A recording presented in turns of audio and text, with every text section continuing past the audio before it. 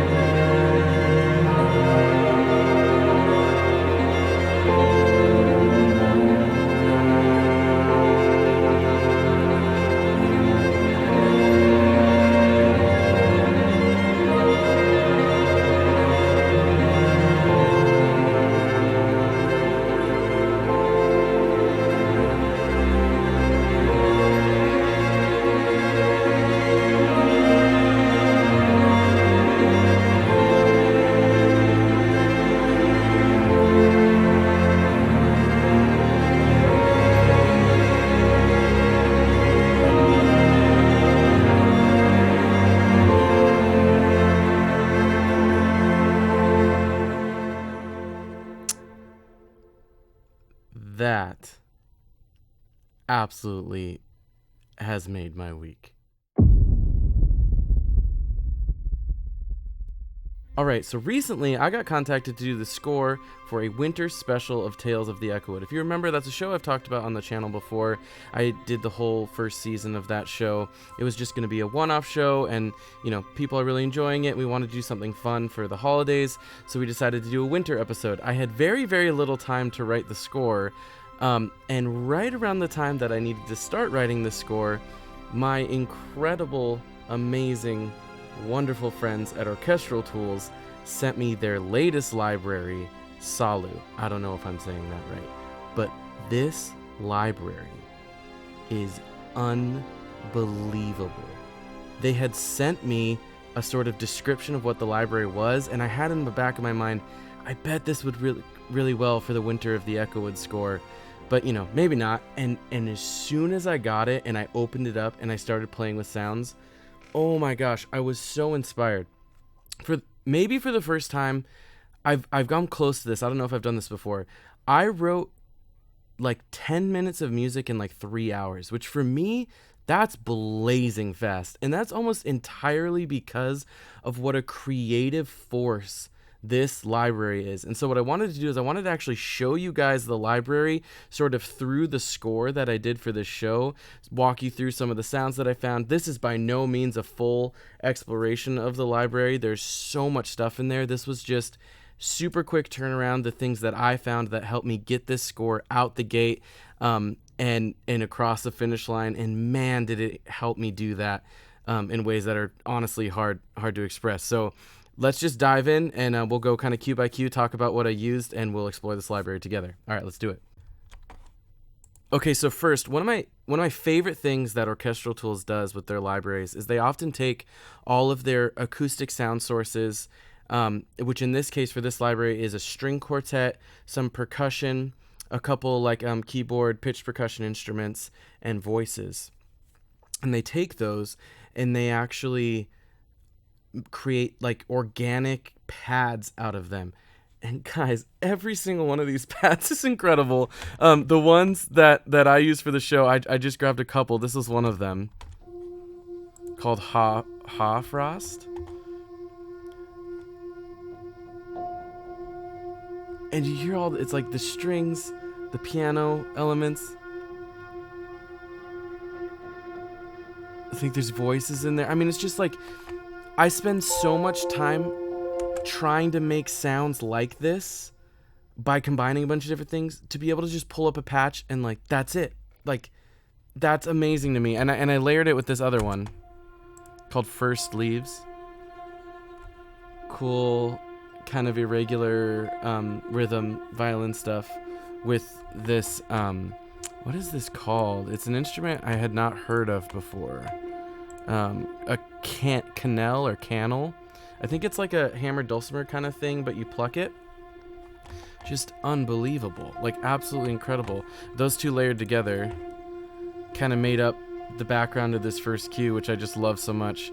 And then this was, I think the hidden gem in this library, because this is not necessarily something that is unique to the library, but they just do incredibly well, is this solo cello patch. It's a solo legato cello. They have a bunch of techniques for it too, but just listen to this cello.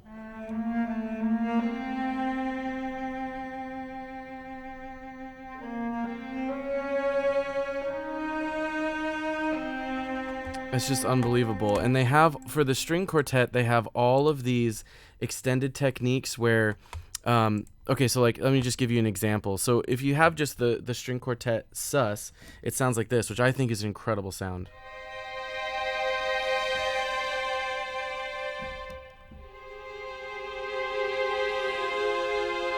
It's actually all of the string quartet instruments playing together, so it's a fairly limited range. If you look, you can see here, it's a fairly limited range.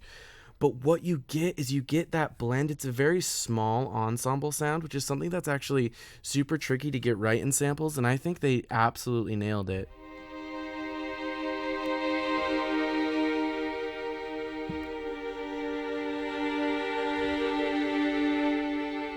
It's just such an intimate, I mean, like, I've been recording a lot of small ensemble strings recently, and this to me just sounds like what that sounds like.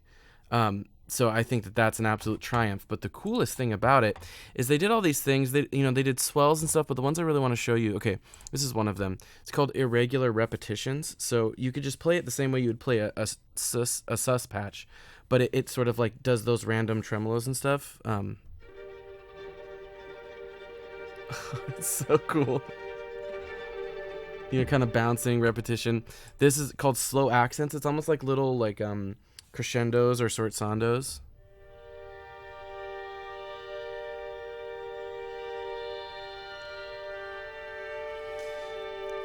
And the beauty of patches like this is that is not so different from just a normal sustained patch, but it gives so much life to a normal sustained passage of music. This one's my favorite. It's called Flybys. It really evolves as you hold it. That just sounds so live to me, and that's like a lot of the stuff I like to instruct live players to do.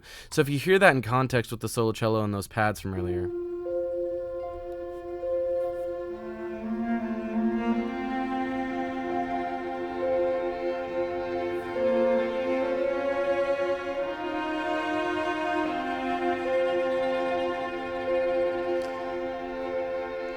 I mean, it just sounds so involved and moving and emotional, and it's just so simple. It's just like pad chords and a cello melody, and it's just like it's there. I mean, what I think the takeaway for me for this library is what I'm getting out of it is the feeling I get when I record stuff live, that extra special kind of sweetener on top, like, is built into this library, and that's why I'm so excited about it. Part of that, I think, comes from the fact that it's a small ensemble, and I think the other part of it is all the extended techniques that they did. They're super playable, but they have such a live performative quality to them. If you can't tell, I'm a fanboy of this library. You heard the end of this cue earlier. Let's move on to the next one. What's some cool stuff I can show you? Did a lot of the same things here. The pizzicato in this library is also amazing. Listen to this.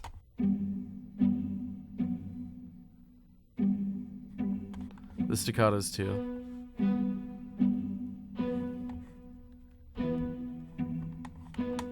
It's so cool. Like, I absolutely just love them. Nice long staccato. There's spiccato too if you want shorter stuff. See, to me, that like smaller ensemble, really intimate sound, I'm gonna like layer that on top of even the big stuff that I do. This is a very intimate sounding score, but even my big orchestral stuff, like, I'll put these spiccatos on top of everything because they have that bite and that liveness again, like I was talking about, that I think works incredibly well. Here's some passage using those pizzicatos and staccatos and stuff.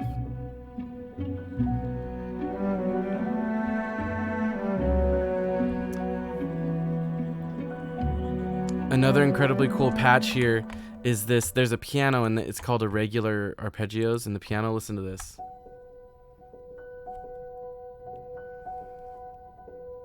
It's stuff like this. Again, I know I'm kind of saying the same thing over and over, but this is the kind of thing I would instruct live players to do. Like, oh, just we're going to kind of drone C notes here, just play random little tinkly C things. And it's built into this library, and I think that's what's so exciting about me is you're able to get there more quickly. Even if you end up going live with it, it's a lot easier to sell the idea to directors and stuff, which is something I've really been trying to figure out how to do because I want my scores to be more live sounding. And it's hard to sell directors on what that means exactly prior to recording. And this, whether you keep it in the final thing or you use it as a way to get there, will really, really help me do that. The next cue utilizes some of the darker stuff in here. I didn't use a lot of it, but there's this one pad called Down the Clock. Listen to how kind of menacing this can be.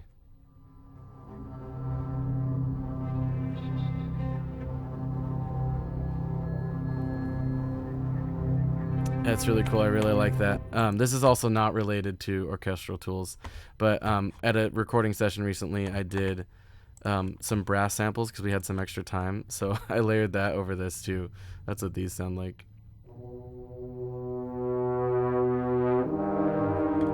Yeah, it's just like a trombone and French horn. We layered it a bunch. We did some like spooky effects, sustain stuff with them too.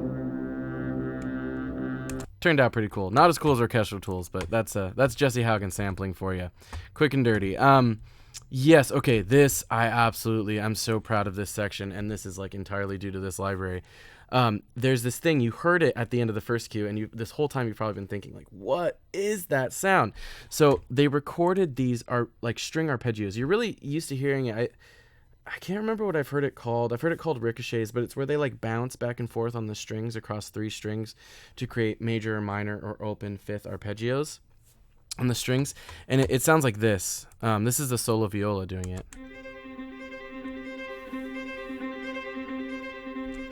I cannot tell you how long I've been waiting for a library that does that well and tempo synced, so that I can just show directors what it sounds like before we do it live, because it's so hard to program.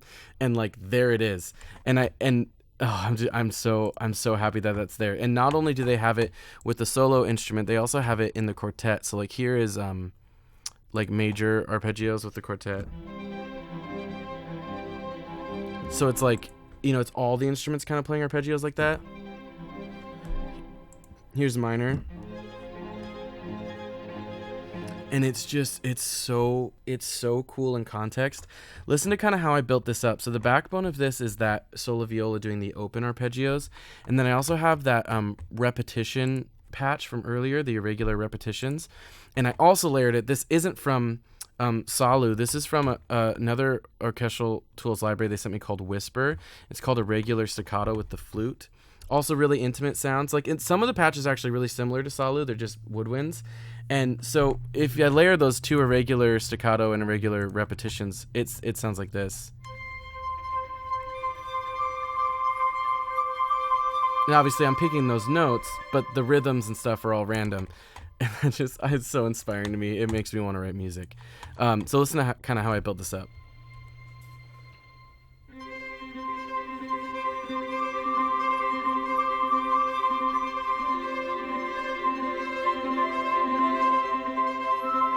It's just those 3 layers I talked about.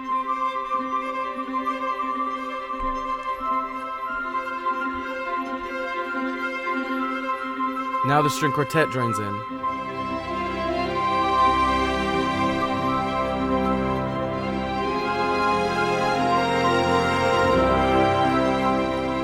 So if I just isolate the things I was talking about, this is just the Salu stuff. So if we go, let's get all this. This is those arpeggios, and then some legato strings. Just listen to this.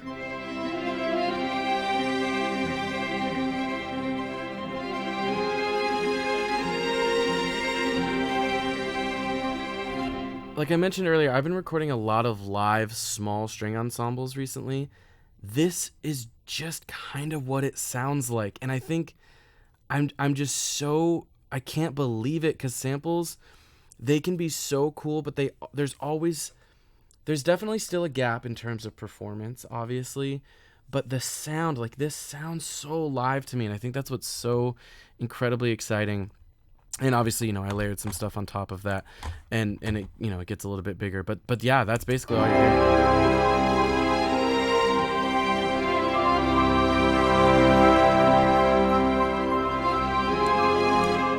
this, and everything you're hearing, like, written in 3 hours. And it's like, that's not, like, I'm not that fast. That it's largely just because of how inspiring these sounds are. Let's see what else is something cool I can show you. Okay, so this features more of the pizzicato, and more of those pads and those flybys and stuff. Listen to this. Very different thing, and less sustainy, more kind of a riffy.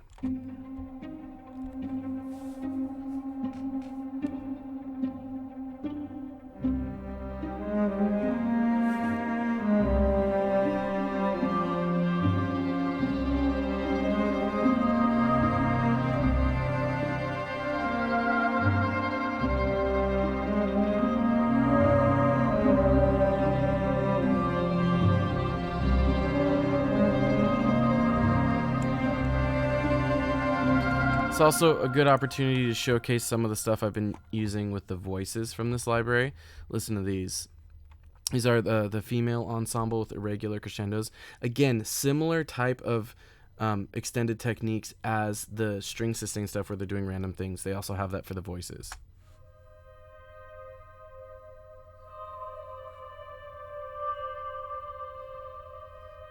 It's so stupid. It's like, how did they do that? It's so cool. Yeah, so that's a big, again, you start layering a few of these things. This is simple for me. I'm usually a lot more tracks. But the heart of this is the pizzicato, those like pad sustainy things with extended techniques with strings and voices and a cello melody. Like, that's the main thing we have going on here. And it just sounds so interesting.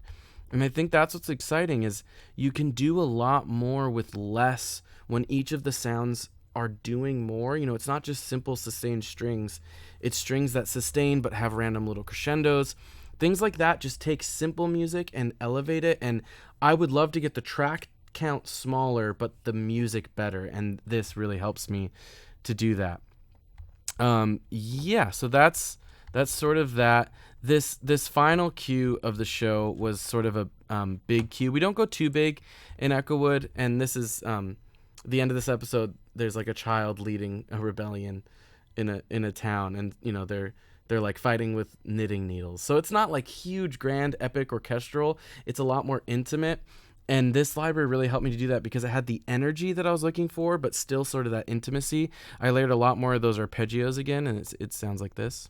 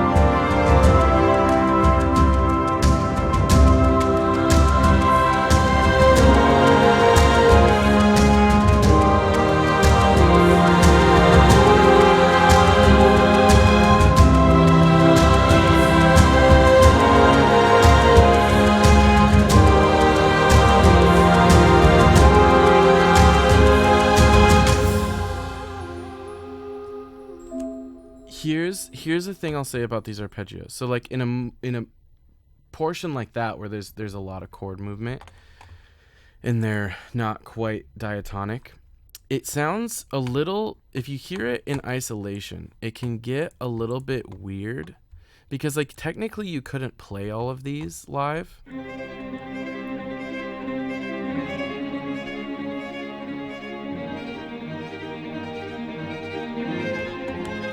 Because some of the fingerings for those would just be insane. But that's the fun thing about samples, is you can do it with samples. And so when you layer that in context, it just gives this like energy and movement over the whole thing, but it's just hitting chord tones. So you're not creating a lot of mud, you're just creating energy and excitement. And I absolutely love that about it. My biggest qualm with this library, and it's really...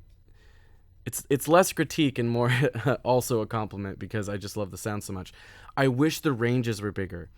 particularly in the strings. I would love to have like a bass layer. I would love the cello stuff to go lower. A lot of the stuff, they make sure that you can layer all 4 instruments, which means that often the lowest is either where the violin lowest note is or where the viola is, so you at least get 2 instruments. I would love to just, like, it's okay if it's just cello, like, get me all the way down and maybe layer the cello a couple times. I'd love to have more of a range, because I did find that when I needed the low pits to go along with it, I was reaching back into other libraries, which is fine, but I would love everything to stay intimate like that. So an extended range version of this library would be awesome, but in terms of the sounds that are there, it's unbelievable. They did give me the library, but it wasn't on the condition that I would make this video or anything. They just wanted to hear what I think about it. And this is an honest, true reaction to this library. I mean, this score is a reaction to this library. You know that how much I love it and how inspiring it is, because I all this music just like flew out of me in such a short amount of time because of how inspiring these sounds are. And I mean, judge it for yourself based on what you hear, but it's so usable, and it just came across so live and so interesting, and I absolutely love it. So it is, again, this isn't sponsored, but they did me a huge favor by sending it to me, so I wanted to make a video showing what an amazing job they did. It is on sale right now. There's an introductory price. I'll link it in the bottom of this video so you can go check it out for yourself, but I hope you do. If you get an opportunity to buy it, maybe it's a Christmas present to yourself or something, I'd love to hear what you think about it. Leave it in the comments below. Go ahead and subscribe, because I've got a lot more stuff like this coming.